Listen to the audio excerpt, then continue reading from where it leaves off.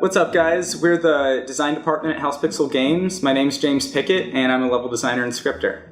My name is Guy, and I'm the creative director. So we want to talk about Gnomehenge because it was kind of one of our most problematic levels throughout development, trying to balance and find the fun in that level. Early on, we knew that Gnomehenge, we wanted to play with this dark mechanic, using light to see your space, to hide objects, make the graph more difficult to see.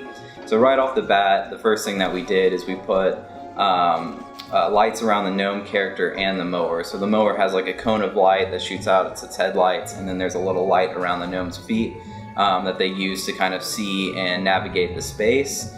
And then the next thing was the mechanic that we used to play with the light, and that was the lantern. The lantern was this unique pick-upable object that you could throw, and wherever it landed, it created a temporary radius of light that you can see, and then it would disappear after a little while. And the idea there is you can create light anywhere on the field. You can create it on your field, you can create it on the enemy field. And so if you threw it on your field, you can illuminate spots of grass that you still needed to mow. If you threw it on the enemy field, you can highlight spots that you need to throw items to create hazards. And then the reason why we kind of left that idea, there's a couple reasons, and you can go into the lightning. But the biggest reason was like the lantern really just degenerated into this, I throw the object and it's just another rock. The lighting portion of it was pretty negligible, and players weren't really utilizing the item tactfully. So we wanted to find different ways of introducing light into the level, and we kind of moved it from a player-driven kind of event to a more level-driven event. So if you want to talk about the lightning. So the lantern was introduced basically to give players a way to compare their lawn to their opponents, because beyond the lantern, before that, the only source of light were your personal lights. And like Guy said, it just wasn't that successful at doing that. It required players to stop doing what they were doing and really care about. They didn't get that much information out of it. One thing we ended up trying and really liked a lot was we added a environmental event that lit up the entire field. So occasionally, at the beginning of the match, the end of the match, then periodically throughout it, lightning strikes Gnomehenge, the runes glow, and you can see the layout, and the whole field's illuminated. You can quickly take in what's the distribution of grass on your lawn versus your opponent's. So the first iteration of this, it was far too frequent and made it to where you were no longer really using your personal lights to navigate the dark and find items, all that good stuff. But it was pretty easy to balance, really. It was just a matter of making it far less frequent. The important times are really 20 seconds or so before the end of the match, the beginning of the match, right around the middle of the match, and that's really all it took. So one thing we did know, though, once we decreased how frequently it occurred, it was far less predictable.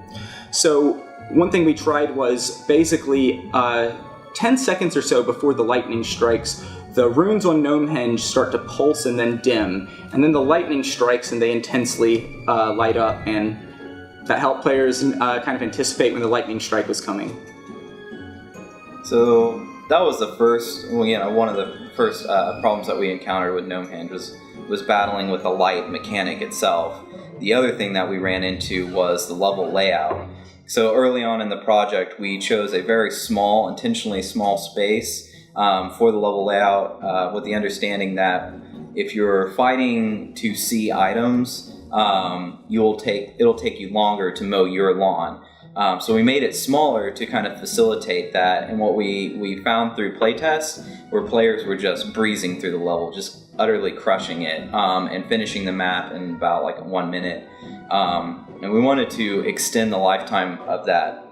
So the first level layout that we had was exactly the same as Gnome Village. It's just a flat plane, there's nothing there, it's just smaller. So the first thing we wanted to do is fix this issue. It's not as easy as making the level bigger.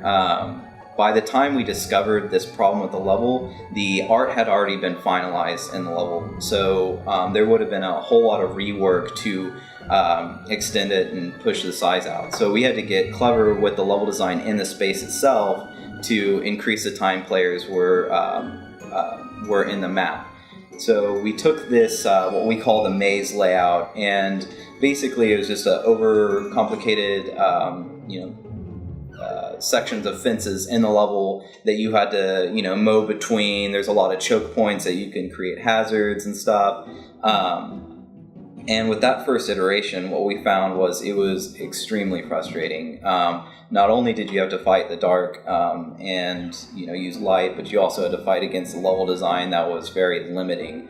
And so we took that and then we reduced the complexity of the level. There are still things that you have to drive around and obstacles in the level. But for the most part, we kind of cleaned that up. And now the level, it still has choke points or great places to sabotage in the level, but it's not as bad as it was, and we have increased the time that players are in the level.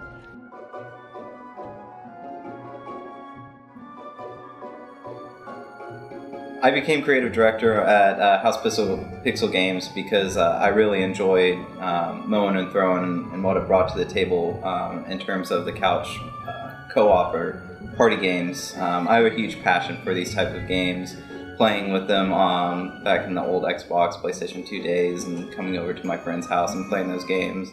Now that everything's online, you see a lot less of these party games and people getting together to enjoy a game in the same living room. So this was an opportunity for me to kind of resuscitate these type of game designs, and I really fell in love with Mowin Throwin. The interactivity and the ability to sabotage and work with a teammate is a lot of fun. So